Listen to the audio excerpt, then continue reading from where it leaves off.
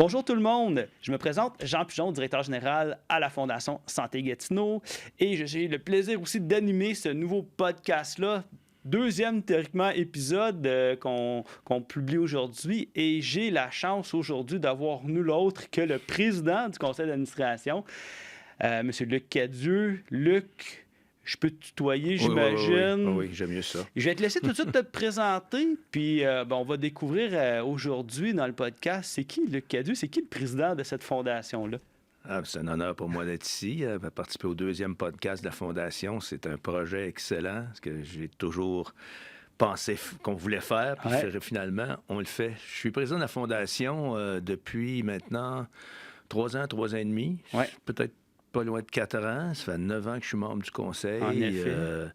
Et c'est un plaisir, puis c'est un honneur de présider cette organisation-là qui est une des meilleures dans l'Outaouais, selon moi. Je suis content de t'entendre la qualifier comme une des meilleures, Luc. Puis, en effet, ça fait quand même... Je suis arrivé à la Fondation pas mal dans le même temps que toi. En même temps. Tu étais administrateur, comme tu dis. Tu es devenu le leader de la table du conseil en devenant président. C'est ton deuxième mandat, si je me trompe pas. C'est mon deuxième mandat actuellement, comme président.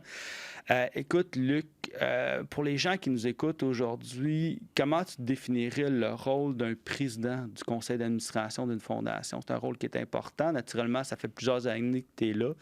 Ton rôle, si tu avais à me décrire ça dans tes mots, c'est quoi ton rôle au sein de la table du conseil au niveau de la gouvernance? Bien, essentiellement, le rôle du président du conseil d'administration, c'est de voir la bonne gouvernance de l'organisation. Ouais. Voir à ce que les orientations, la mission soient respectées, qu'on prenne les bons moyens de gestion pour arriver à nos fins, à nos objectifs. C'est d'avoir un plan stratégique, c'est d'avoir des projets, c'est d'avoir des idées, de faire participer les gens, de s'assurer que notre équipe de gestion est excellente, qu'on respecte les règles, les réglementations, les lois en vigueur, parce que on veut, surtout comme une organisation philanthropique comme la nôtre, on veut que les gens aient confiance dans l'organisation parce que si on va collecter des fonds, on demande aux gens de participer. Donc, ils ne veulent pas que pas les offrandes, mais les dons qu'ils fassent, ils veulent qu'ils soient utilisés à bon escient. Et puis, le conseil d'administration, dont le président préside le conseil, doit s'assurer que tout se passe de façon... pratiquement sans tâche. Là. Absolument. Tu es arrivé à la Fondation par un cheminement quand même intéressant à l'époque. Puis j'en faisais allusion dans le premier podcast où je parlais un peu de l'historique depuis 40 ans. Il y a eu des unifications. Puis là, je fais une plug tout de suite. Si vous n'avez pas écouté le premier podcast, le premier épisode, allez l'écouter, j'en parle. Mais j'expliquais aux gens qu'on va fêter 40 ans cette année. Puis 40 ans, il s'en est passé des choses, mais il y a eu beaucoup il y avait plusieurs fondations à l'intérieur de ce qu'on appelle le CISO, le Centre intégré de santé et de services sociaux. Il y avait une fondation que tu présidais à l'époque, la Fondation des centres jeunesse. Tu es arrivé à la fondation. J'aimerais ça que tu nous parles un peu comment cette intégration-là, parce qu'il y a eu une unification de cette fondation-là avec la Fondation Santé Gatineau à l'époque. Ben, si je commence du début, ça fait 40 ans que je travaille. J'ai travaillé 40 ans à peu près dans le réseau de la santé et des services sociaux de l'Outaouais. Oui. J'ai travaillé au centre jeunesse de l'Outaouais qui s'appelait le Centre de services sociaux déjà dans les années 70. Et j'ai continué à grimper dans l'organisation. J'ai été directeur de la protection de la jeunesse pendant 11 ans. Le DPJ, là, ce qu'on appelle communément le DPJ. Oui, le deuxième DPJ de la région, après feu Jean-Eudes Morin. Avant ça, j'avais géré le réseau des familles d'accueil, autant les familles d'accueil pour enfants, adultes, personnes âgées, santé mentale, c'était sous ma responsabilité. Pour finir ma carrière comme directeur général des centres jeunesse. Donc, en 2015, quand la loi est passée, la réforme du Dr Barrette, là, où on a formé les CISO, où l'Organisation de la santé et des services sociaux est passée de 9 établissements à 1 établissement avec la création du CIS de l'Outaouais. Bon, le centre jeunesse, comme entité légale, disparaissait. Donc, nous, au centre jeunesse, on avait une petite fondation qui n'avaient pas de permanence, là, des gens qui travaillaient à plein temps là-dedans. Tous des bénévoles. C'était des bénévoles. C'était moi comme directeur général avec ma secrétaire, avec l'agent de communication, quelques intervenants qui on allait chercher des fonds. On avait 2 activités par année, un tournoi de golf et on avait ce qu'on appelait le DPJ Band. Le DPJ Band, oui, j'ai déjà vu le show. C'est des employés qui faisaient un spectacle et qui ramassaient des fonds. Oui, c'était T'as pas chanté une année en plus, Luc? Ah, j'ai chanté une année, oui. C'était pas été un succès, ça mais quand même. des dons, c'était important. Oui, c'est comme ça qu'on se finançait. On avait quelques centaines de milliers de dollars à peine. Et quand le centre jeunesse est disparu comme entité, comme je disais, qu'est-ce qu'on fait? Qu'allait-on faire avec cet argent-là? J'ai décidé on donnait ça à la Fondation Santé Gatineau du temps, qui est encore la Fondation Santé Gatineau. Et à cause de ça, j'ai dit, je vais joindre le conseil d'administration. Parce que c'était essentiellement la Fondation Santé Gatineau, le nom le dit, c'est une fondation santé. C'est une fondation qui n'était pas seulement hospitalière, mais qui était un petit peu centrée sur les services des hôpitaux, des CLSC, tout ça. Donc, moi, je m'occupais des jeunes. Je me suis dit, je vais aller sur le conseil d'administration, m'assurer que les jeunes, l'argent qu'on a ramassé, soit utilisé pour les jeunes, et de bonne façon. Je pense que c'est la meilleure décision que j'ai faite. Je suis encore là. Ça sera en 2015. Et quand la présidente sortante, Mme Louise Poirier, a décidé qu'elle avait fait 6 ans de mandat, avec un excellent job, elle est partie, j'ai décidé de prendre la relève et puis je suis président depuis ce temps-là. Wow! T'es passé quand même... je regarde le concept avec la Fondation des centres jeunesse, c'est des bénévoles, c'est des employés. Ton expérience à ce niveau-là, de passer de ce type d'organisme-là, parce qu'il y a quand même toute une gestion en enfer, là, c'est pas... souvent, les gens, il y a toute une administration des fondations, puis d'arriver avec la Fondation Santé Gatineau, c'est quoi qui était peut-être la première observation que tu as vue quand tu as vu qu'il y avait une équipe, qu'il y avait une direction, qu'il y avait un plan stratégique? Tout à fait. Je dois avouer que la philanthropie, même si je m'en mêlais un peu, je m'en mêlais au centre jeunesse par mes fonctions, je connaissais moins ça. On recevait de l'argent, on aidait des jeunes, on payait des études, on donnait des équipements, puis tout ça. Sauf que j'ai réalisé, en étant membre de la Fondation Santé Gatineau, que c'est un monde, la philanthropie. Ce sont des gens qui travaillent là-dedans, autant au niveau du conseil d'administration, mais surtout au niveau des employés qui sont des spécialistes de la philanthropie, qui connaissent ce domaine-là, qui ont des techniques, qui ont des façons de faire, puis surtout qui croient dans leur mission, dans leur cause, qui sont engagés dans la communauté, puis qui veulent faire la différence dans notre réseau, puis auprès de la population en général. Et ça, c'est quelque chose que je crois que même au fil des années, d'ailleurs, à la Fondation, quand je suis arrivé là, il y avait 70 employés ou à peu près. La Fondation gérait les stationnements du CISO. Et là, à peu près en 2019, je pense, le gouvernement a changé son orientation et on a délaissé la gestion des stationnements. La gestion des stationnements. La gestion des stationnements, c'était bien parce que ça rapportait des revenus qui payaient certaines dépenses, mais ça nous empêchait de nous centrer à 100% sur quelle est la mission de la Fondation Santé Gatineau. La mission de collecte de fonds pour financer des projets, pour aider les bénéficiaires, les usagers du réseau de la santé et des services sociaux, et aussi pour être là pour aider les intervenants, les gestionnaires, les médecins qui travaillent auprès des bénéficiaires, des gens, la population en général de l'Outaouais. Donc, c'est la cause et puis c'est les intervenants, les gens qui travaillent dans le milieu que l'on aide. Et c'est ça que j'ai aimé, travailler là-dedans. C'est intéressant ce que tu amènes, Luc, par rapport à l'historique que tu as connu, parce que c'est quand même 9 ans. Là. Puis en effet, en 2019, il y a eu une étape importante dans la vie de la Fondation, c'était l'abandon des activités commerciales. En effet, on était connus pour gérer les stationnements. On gérait également des casse-croûtes dans les milieux hospitaliers. Puis souvent, les gens, je leur explique, parce que ça s'est produit pendant la pandémie, ce changement-là. Ça n'a rien à voir avec la pandémie. C'était vraiment une promesse électorale qui faisait en sorte que la tarification des stationnements pour les 2 premières heures était gratuite. Puis ça nous a enlevé carrément les revenus nécessaires pour autofinancer les activités. C'est pour ça qu'on a cessé d'opérer les stationnements. On a redonné les clés. On ne voulait pas l'exploiter à perte. La question que j'ai, c'est que avant, avec la gestion des stationnements, l'argent qu'on avait, que tu parles, on n'avait pas un droit de regard réellement. Oui, c'était un surplus, mais on devait le redonner au centre intégré. C'était dans un protocole d'entente. Puis ça faisait partie quand même d'une œuvre philanthropique, mais sans droit de regard de où l'argent allait être investi. C'est quand même un gros montant. Là. On retournait peut-être 1,2, 1,4 million de dollars par année de cette façon-là. Ce qui nous restait, c'est où on avait un contrôle, c'est les dons de la population. La question que j'aimerais te poser, toi, tu as vu quand même de la réalisation, puis on termine un plan stratégique de 5 ans là, qu'on vient de faire. On en a fait un autre ensemble de 3 ans avant. C'est quoi, tu penses, qui est le plus grand progrès de notre organisation ou les plus grands progrès de notre organisation dans ces dernières années-là, qu'on a évolué dans le bon sens là, comme organisation? Bien, je pense que, comme je disais, on a pu se centrer sur notre mission première. Tu sais, quand tu as trop d'assiettes qui roulent en même temps, là, c'est difficile de tenir ça à aller. Mais là, on peut se concentrer sur la collecte de fonds.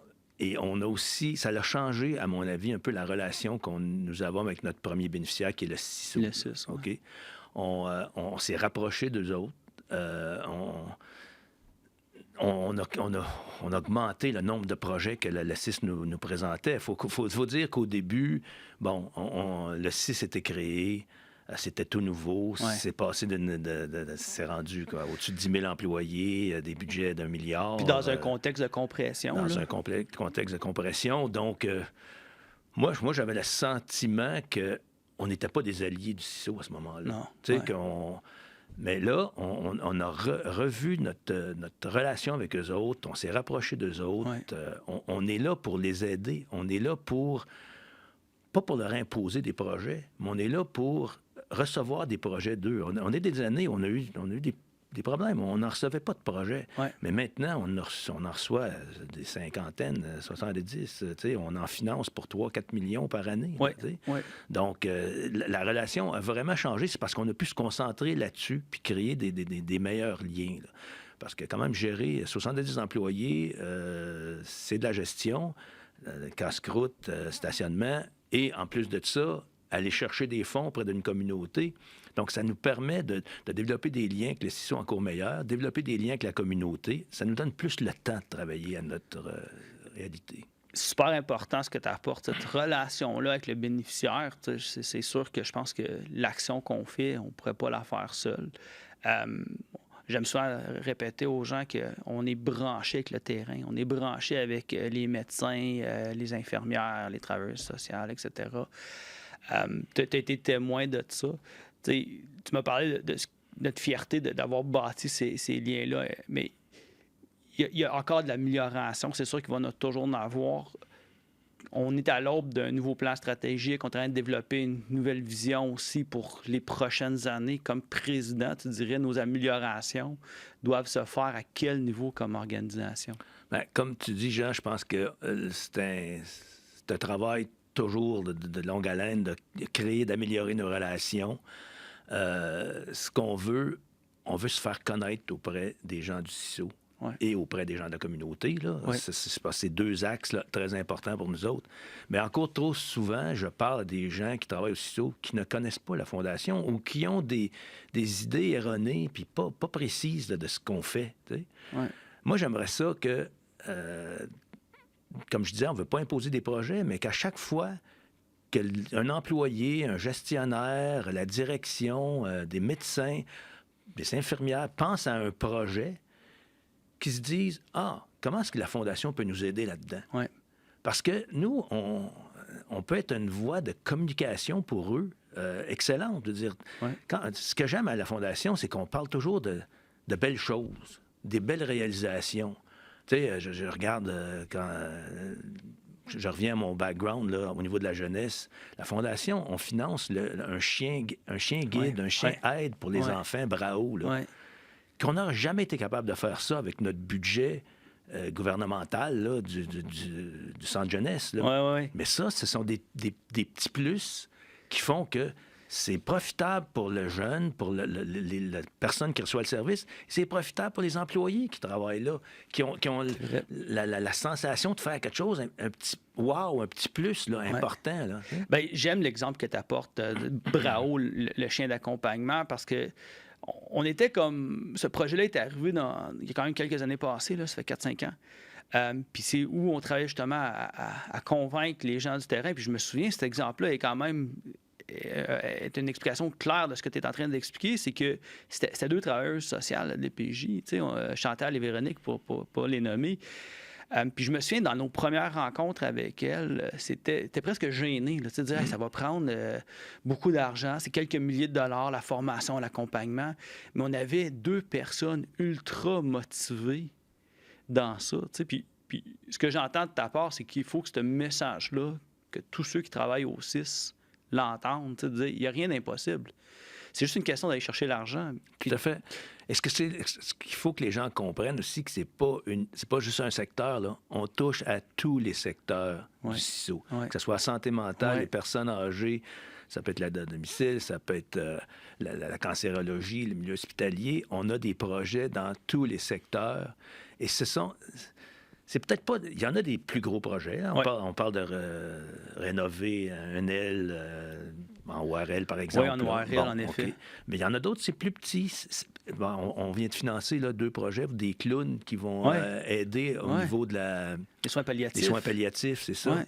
Ben, c'est pas des projets qui coûtent des millions, mais c'est des projets qui font en sorte que sur le terrain, là, ça vient apporter quelque chose de plus qu'on n'aurait pas dans notre quotidien. Là. C'est un autre exemple, puis je pense que c'est ce qu'on va découvrir dans le podcast, des exemples. On lance un clown en soins palliatifs, là, juste pour assurer les gens, c'est pas pour faire de la comédie dans un secteur des soins palliatifs, mais c'est vraiment des professionnels, sont pratiquement des thérapeutes avec leur art au niveau de ce qu'ils font. C'est super intéressant.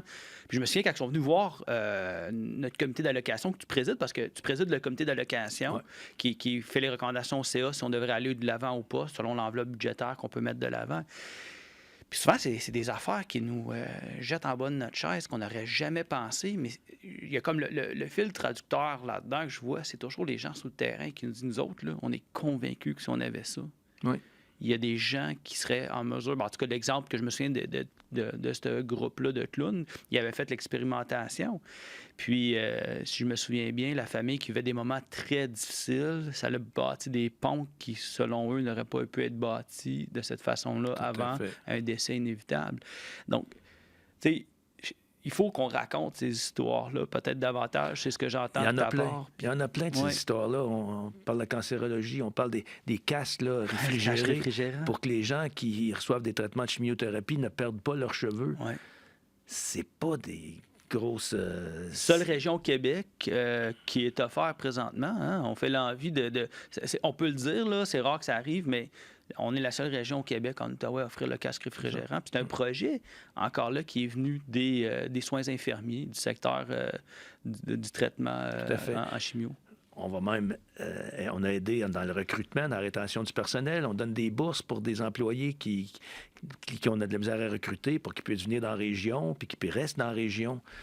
En fin de compte, là, ce qu'on veut là, à la Fondation, c'est travailler avec le CISO, travailler avec notre communauté pour que notre population soit desservie encore mieux qu'elle l'est, et puis que les gens soient fiers de vivre en Outaouais, d'être en Outaouais, puis fiers de nos services. C'est ça qui est mon leitmotiv, moi, là, à travailler, là, pas à travailler, parce que je n'appelle pas ça du travail, là, mais... tu mets beaucoup d'heures, là. À m'engager dans cette chose-là. Travail bénévole, on va dire ça comme ça. C'est du travail bénévole, c'est ça. Absolument. C'est ça. Puis tu as une équipe formidable aussi avec les autres membres autour de la table du conseil qui t'appuient puis qui font un travail. On a des gens de tout horizon.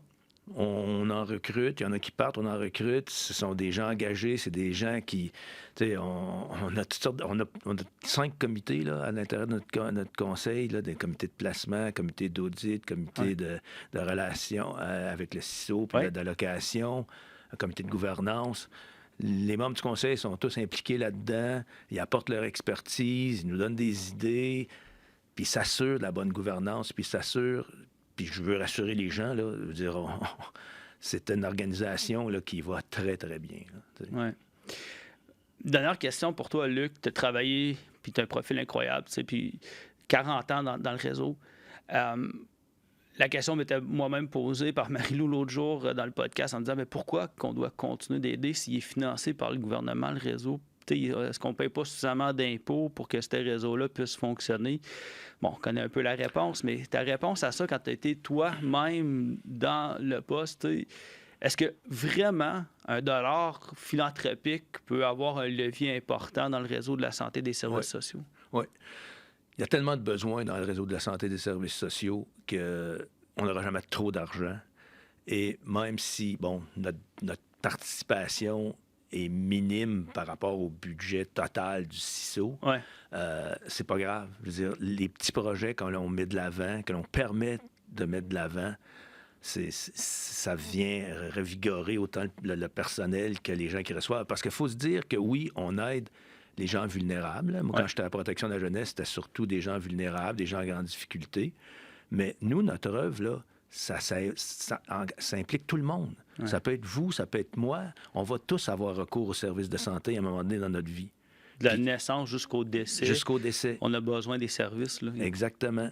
Puis si on peut rendre notre réseau fier des services qu'il offre, en donnant le petit plus, là, le petit wow, là, optimiser ce qu'on est capable, la pièce qu'on a, là, l'optimiser puis en donner plus, bien, je pense qu'on vient de gagner. Là. C'est peut-être difficile pour des gens qui nous écoutent de comprendre que, justement, le petit plus que tu définis peut avoir un impact de géant, mais je me souviens à un moment donné, quand on a commencé à travailler ensemble, puis que la Fondation des centres jeunesse est arrivée, nous, ça nous sortait aussi de nos habitudes de faire des projets d'acquisition d'équipement. Puis, je me souviens, on avait créé un fonds pour aider les jeunes en famille d'accueil, là, au niveau des dotés d'équipement, par exemple, s'ils voulaient pratiquer un sport, puis tout ça. Puis, je me souviens, à un moment donné, j'avais vu une demande pour rembourser, puis c'est une fille qui voulait avoir une robe pour sa graduation parce qu'on n'en avait pas, tu sais. Puis, c'est sûr que c'est ça aussi la fondation. Tu sais, c'est pas toujours... Quand on dit changer le monde, c'est pas juste de éviter la perte de cheveux en cancérologie, qui est super intéressant, mais c'est aussi d'avoir des vies qui vont être dans des contextes plus favorables pour s'épanouir, pour son estime de soi, etc. Donc, tu as raison de dire qu'on en couvre extrêmement large. Puis je pense que c'est une chance pour la Fondation d'avoir des personnes comme toi depuis longtemps au conseil d'administration. Tu amènes quand même une stabilité au conseil. Il y a d'autres membres qui sont là depuis plusieurs années. Il y en a de nouveaux qui viennent de rejoindre, mais je pense que c'est cette complémentarité-là. Merci beaucoup, Luc, de ta visite dans le studio, puis de pouvoir...